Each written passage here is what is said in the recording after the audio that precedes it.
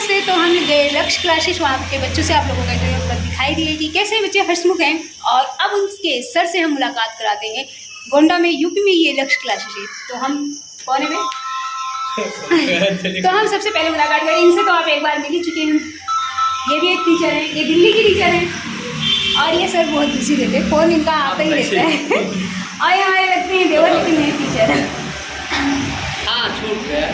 तो इनसे आप मिल चुके हैं, दिल्ली की टीचर हैं, और ये लक्ष्य क्लासेस के सर हैं, लेकिन तो आपकी क्लासेस के बारे में कुछ पहले बता दीजिए। अच्छा क्लासेस बारे में सर्वप्रथम यहाँ पर मैं गोंडा के नियर गोड़ाघाट के पास में है, जिसका नाम है लक्ष्य क्लासेस।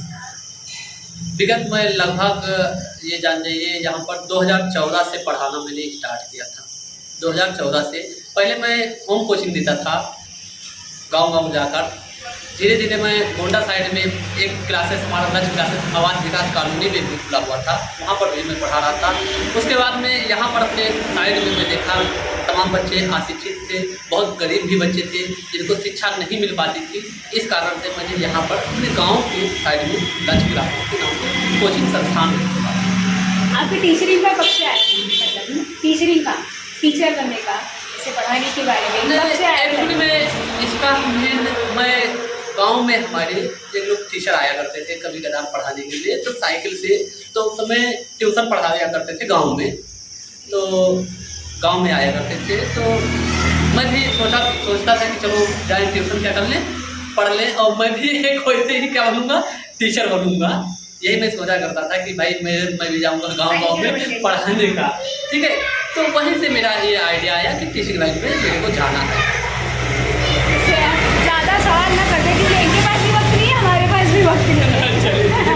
अच्छा अभी बताइए, आपके स्टूडेंट जो आते हैं उनमें से आप किसे, मतलब आपके अंदर ऐसा कैसा मालूम पड़ जाता है कि ये बच्चा आगे बढ़ेगा, ये बच्चा पीछे रहेगा, इसके ऊपर मुझे मेहनत कितना भी करें लेकिन ये मतलब आगे नहीं बढ़ पाएगा, ऐसा होते हैं? ऐसा तो देखिए, जो बच्चे अच्छे होते हैं वो व्यवहार से ही दिखने लगते हैं। कुछ तो क्वालिटी, क्वालिटी होती है। जो अच्छे बच्चे होते हैं, पहला बात अपना जितना कार्य बताया जाता है उस कार्य को बहुत ही अच्छे और बहुत ही बारीकी के साथ कर लाते हैं, और वो उस टॉपिक से रिलेटेड क्वेश्चन भी पुटअप करते हैं, क्योंकि जो अच्छे लड़के रहेंगे।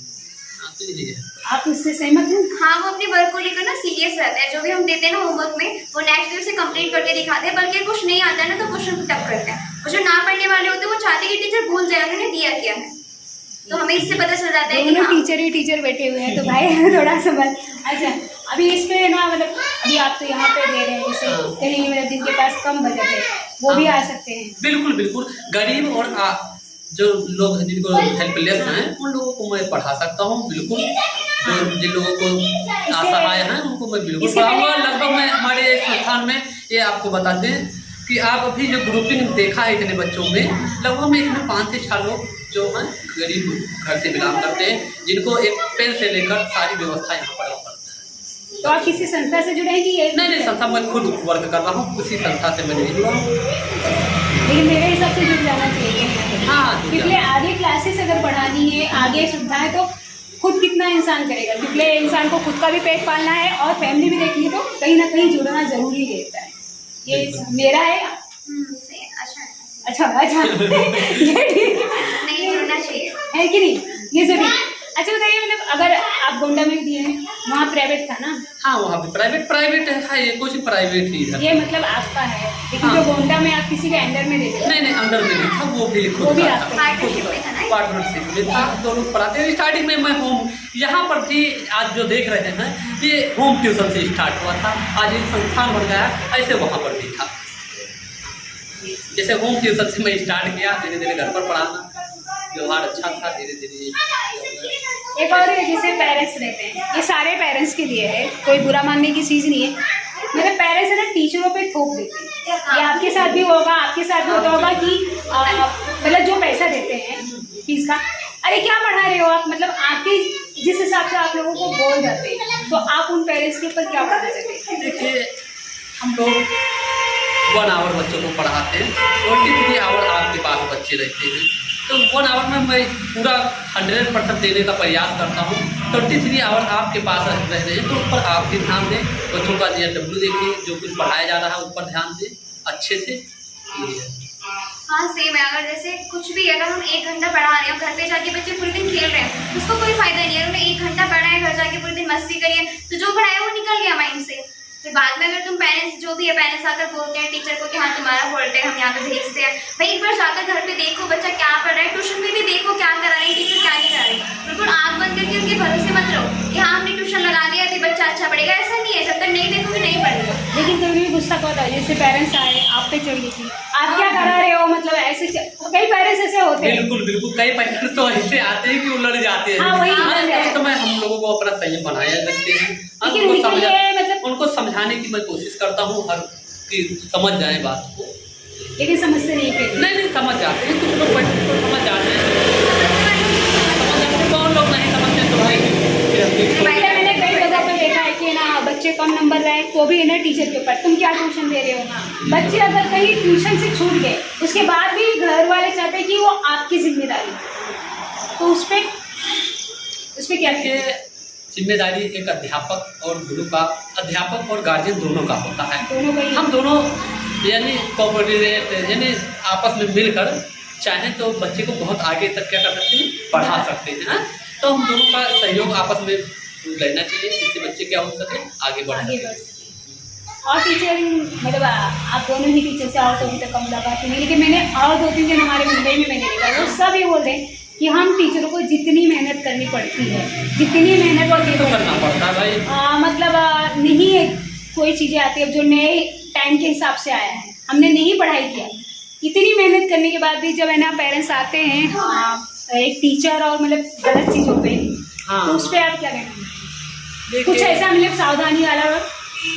सर्वप्रथम आप अपने बच्चों पर इस पर सर्वप्रथम आपको ये ध्यान देना चाहिए कि आप किसी भी अध्यापक, देखिए अध्यापक हर एक अध्यापक बहुत अच्छा भी नहीं होता है। देखिए अध्यापक मैं भी टीचिंग लाइन से जुड़ा हूँ, लेकिन सबका गुण एक जैसा नहीं होता।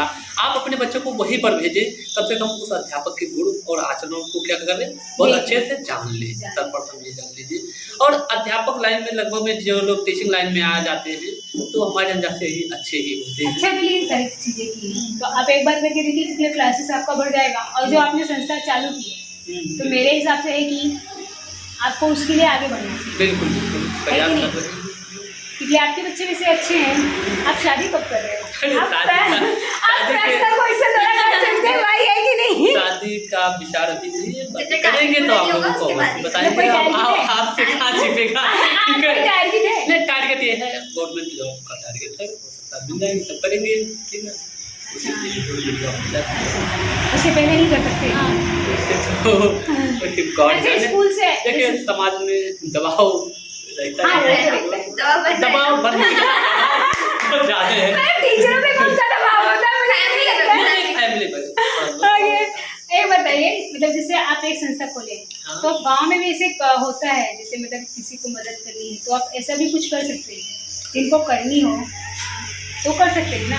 जैसा प्रचार मदद कर सकते हैं, कम से कम इस संस्थान में थोड़ा बहुत सहयोग करें। और वैसे मैं सहयोग करता हूँ अपने क्षेत्र में, तमाम चीज़ का सहयोग किया हूँ। जैसे लाइट की प्रॉब्लम किसी प्रकार की होती है तो उस पर भी मैं कार्य कर देता हूँ। मतलब ये आपका मेन है ना। हाँ, पढ़ाने का। तो इस पे ना आप जैसे कहीं जाएं तो इसके लिए कुछ ऐसे होता नहीं है? हाँ, बहुत सी होती हैं अकेडमी, NGO, वो सारी चीज़ें आप अगर करो तो बहुत अच्छा है आपकी क्लासेस के बढ़ने के लिए। तो उस पर कब आप ध्यान देंगे? इस पर भी आप ध्यान देंगे टारगेट के बाद है ना, अब टारगेट के बाद ध्यान देंगे। ठीक है।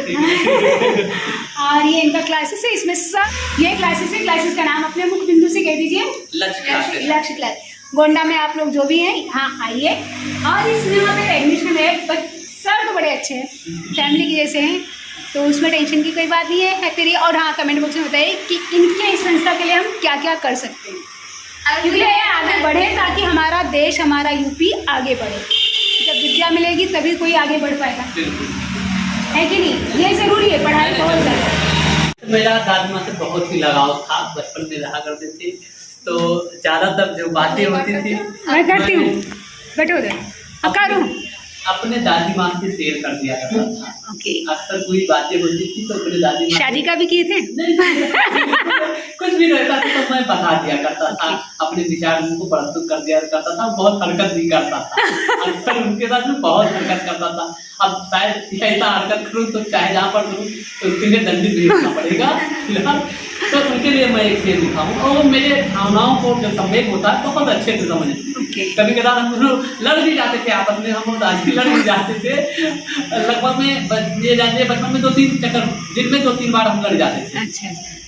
2-3 बार लड़ जाते थे, फिर वो हमको मनाती थी करता रहता था। तो उनके लिए है, वो मेरी माँ थी, वो मेरी गर्लफ्रेंड थी। वो मेरी माँ थी, वो मेरी गर्लफ्रेंड थी, जो मेरी सारी जहाँ थी। जानते हो, ठीक है। कभी डांटती थी, कभी समझाती थी, कभी डांटती थी, कभी समझाती थी। वो मेरी उदासी को समझ जाती थी, मेरी उदासी को समझ जाती थी। वो मेरी माँ थी, वो मेरी गर्लफ्रेंड थी। मेरी खुशी के लिए वो सारी दुनिया से लड़ जाती थी। मेरी खुशी के लिए वो सारी दुनिया से लड़ जाती थी। कभी लोरी सुनाती, कभी कहानी सुनाती, कभी लोरी सुनाती, कभी कहानी सुनाती। सिरों पर हाथ फेरकर, सिरों पर हाथ फेरकर स्वर्ग का महसूस कराती थी। सिरों पर हाथ फेरकर स्वर्ग का महसूस कराती थी। वो मेरी सारी जहां थी, वो मेरी सारी जहां थी। आगे कुछ पंक्ति दादी माँ के लिए।